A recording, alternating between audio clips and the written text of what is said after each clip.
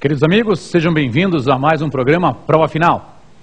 Programa esse que é dividido em 3 blocos distintos. Primeiro bloco, uma explanação sobre o tema do dia de hoje, os mecanismos de proteção aos direitos humanos previstos na Constituição. Temos um segundo bloco que diz respeito a perguntas feitas ao professor. E, ao final, o X da questão, questões de prova que costumam ser perguntadas na prova da ordem em concurso público. Para quem não me conhece, eu sou o professor Erivaldo da Silva Oliveira, sou professor de Direito Constitucional e de Direitos Humanos da Rede Luiz Flávio Gomes, preparatório para OAB e para concurso público, e nós vamos dar início ao nosso programa nesse momento.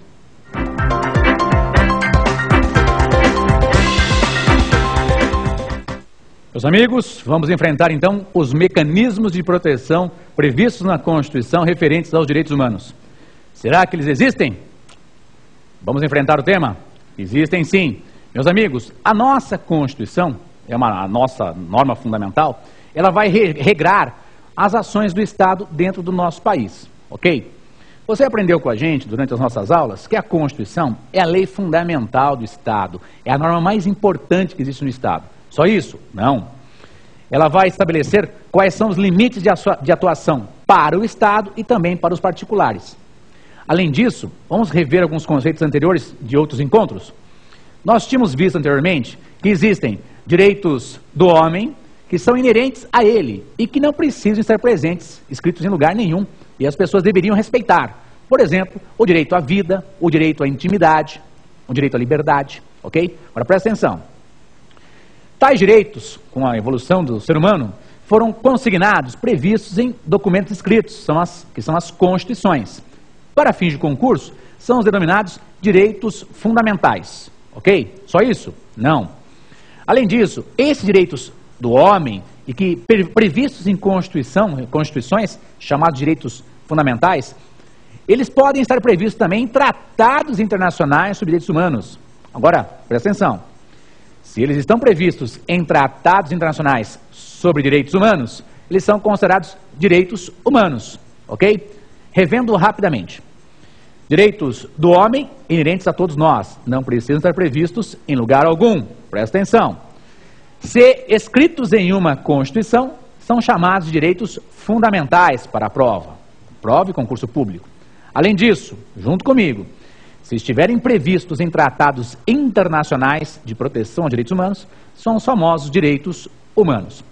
Muito bem, tranquilo até aqui? Vamos caminhar então? Bom, trazendo para a nossa Constituição. Será que a nossa Constituição possui lá normas, regras, artigos que protegem as pessoas, que protegem os direitos humanos? Será que existem normas na Constituição que vão proteger os nossos cidadãos e os estrangeiros que aqui se encontrem também? Presta atenção.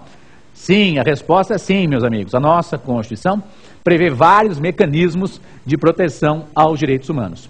Em vários artigos. Vamos ver alguns nesse primeiro encontro que nós temos sobre esse tema. Presta atenção. É muito comum, no primeiro artigo das normas fundamentais, serem estabelecidas as premissas maiores que devem ser respeitadas por todas as pessoas. Na nossa Constituição não é diferente. Vou pedir vênia e vou dar uma olhadinha junto com vocês aqui. O artigo 1º da nossa Constituição diz assim: a República Federativa do Brasil, muito bem, nosso país, formada pela união indissolúvel, pela união que não pode se dissolver, dos estados e municípios e do Distrito Federal, constitui-se em Estado democrático de direito e tem como fundamentos. Vamos ver então o que eu posso extrair do caput. Quando é dito que o nosso país é um Estado democrático de direito, quer dizer que ele é uma organização, né? Eu tenho um Estado que é formado por o quê? Por um território, com uma população, com o objetivo do bem comum para todos, com um governo soberano, que dentro desse Estado existem regras que devem ser seguidas com fundamento no ordenamento jurídico, ok? Então presta atenção.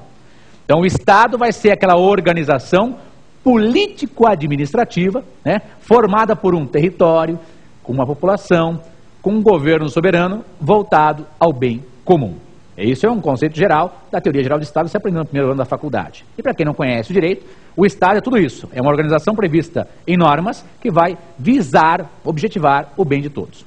Tranquilo? Quando se fala democrático, significa que existe participação popular na atuação desse Estado, seja para a eleição do Legislativo, para a eleição do Executivo, ok? Manifestações sociais, democrático, participação, pelo menos por meio de eleições. E presta atenção, quando é dito de direito, significa que todos têm que respeitar a nossa Constituição e as nossas leis. Não existe ninguém acima da Constituição e das leis. Ok? Então essa é a explanação com relação ao artigo 1º caput da Constituição, que é óbvio, por estabelecer essas regras, também já está protegendo as pessoas. Ok? Está vinculado aos ditames dos vários tratados internacionais de proteção aos indivíduos. Participação democrática através de eleição, o Estado tem que ser regrado por normas e todos devem obedecer essas regras. Ok? Acabou o artigo 1º? Não, presta atenção. É dito lá quais são os fundamentos, né? Primeiro fundamento, soberania. Segundo, cidadania. Terceiro, a dignidade da pessoa humana. Quarto, os valores sociais do trabalho e da livre iniciativa. Quinto, o pluralismo político. Então, desses incisos, com certeza, eu tenho que destacar o inciso 3º, né? A dignidade da pessoa humana. Presta atenção. A nossa Constituição, ela tem que, valorar, respeitar a dignidade da pessoa humana. O nosso país tem que fazer isso. E entenda o nosso país e todo mundo que vive no nosso país, ou está de passagem no nosso país. Muito bem.